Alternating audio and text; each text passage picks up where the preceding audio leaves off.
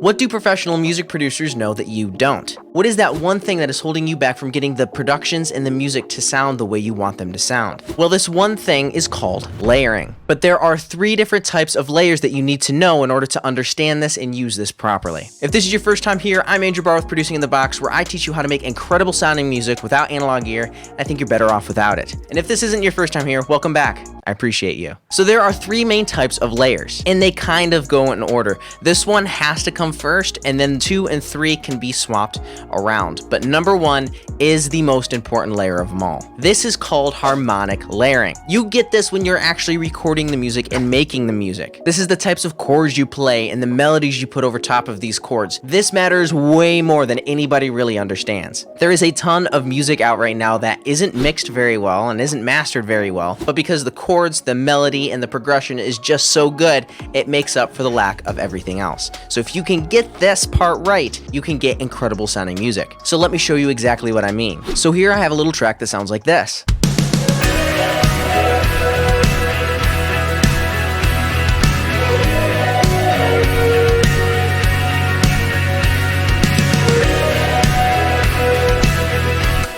And now there's a lot of layers that are going on here, and it really fills out the frequency spectrum. There is obviously drum layers and bass layers, but I really kind of want to focus on the chords and the melody for this. So we're going to come down here to the guitars, and here I have some guitars just doing some strumming here. But it needed something else in that mid-range frequency spectrum that the guitars really kind of just fit into. And so I added just a little melody here with a lot of delay on it.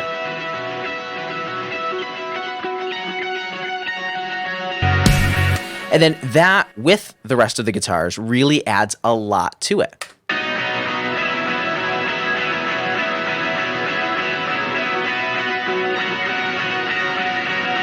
I take that out, I'll bring it back in.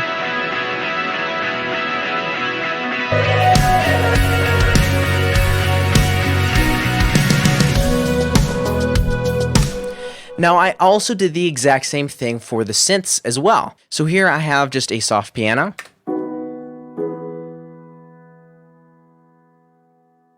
Now that sounds pretty good, but if I add this synth layer on top, it adds a lot extra.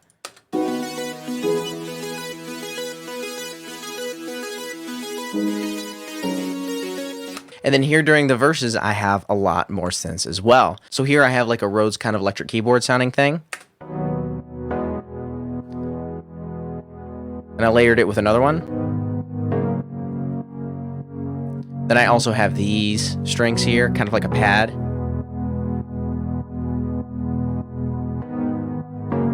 Then I also have some pianos doing just a little melody behind it.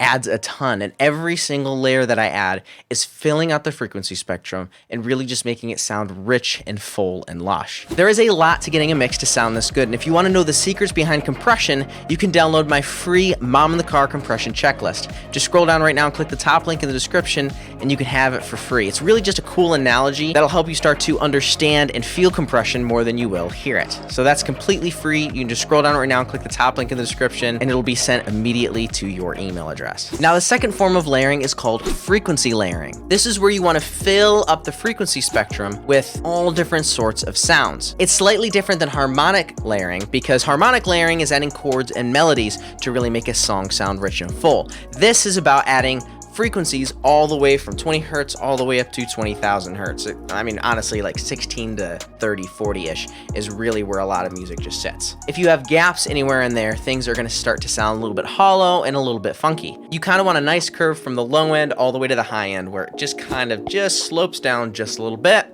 and things will start to sound really good. This is different for every single genre, so make sure you are checking your reference tracks to make sure that things are sitting where they're supposed to in your specific genre. But there's a couple ways that you can use this kind of layering. So the first way is literally just adding more layers on whatever you have. So for example, with percussion, This is very kind of frequency driven. So if we have a lot of low end like kicks, and then we have our somewhat low mids and sometimes upper mids with the snares, and then our hi-hats are kind of filling the higher part of the frequency spectrum, and then all different sorts of foley and whatever else you might be adding is just going to add into that frequency spectrum. You can start here by adding specific drum layers. So right here I have a percussion folder, and I just have different kinds of layers in here, and this is what this sounds like.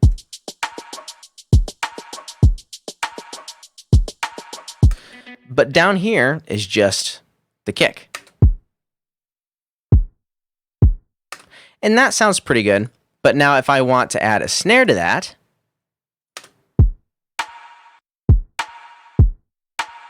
and that's sounding pretty good, but we only have the low end and a little bit of that mid-range and high end being filled up in the frequency spectrum. So now we can add some hi-hats to kind of fill up that higher end.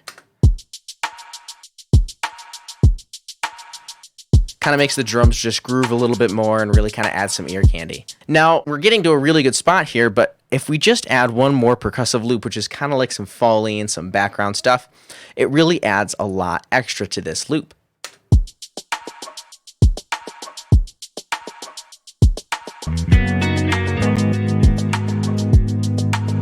And this is just what that percussion loop sounds like, but layered with everything else.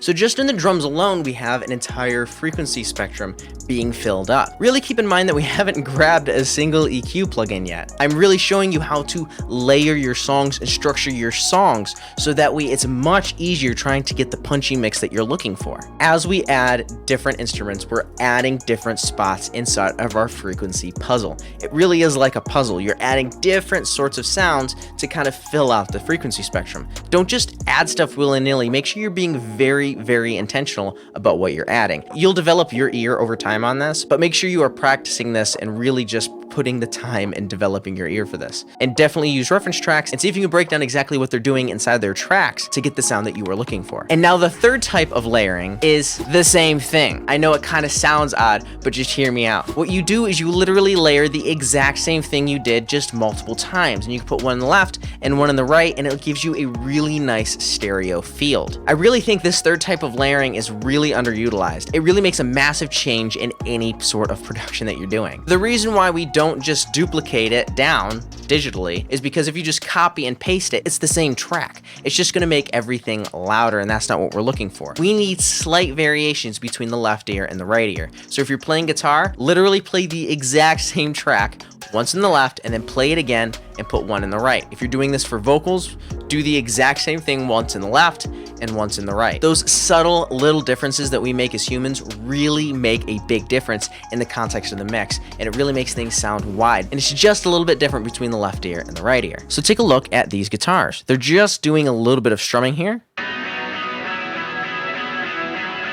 And here I just have it pan to the left, but then I did the exact same thing, but put it on the right. Now, if I put both of them together, it makes it really wide. Take a listen.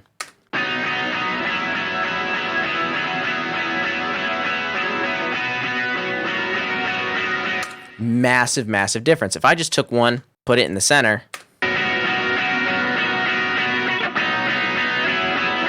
not nearly as interesting.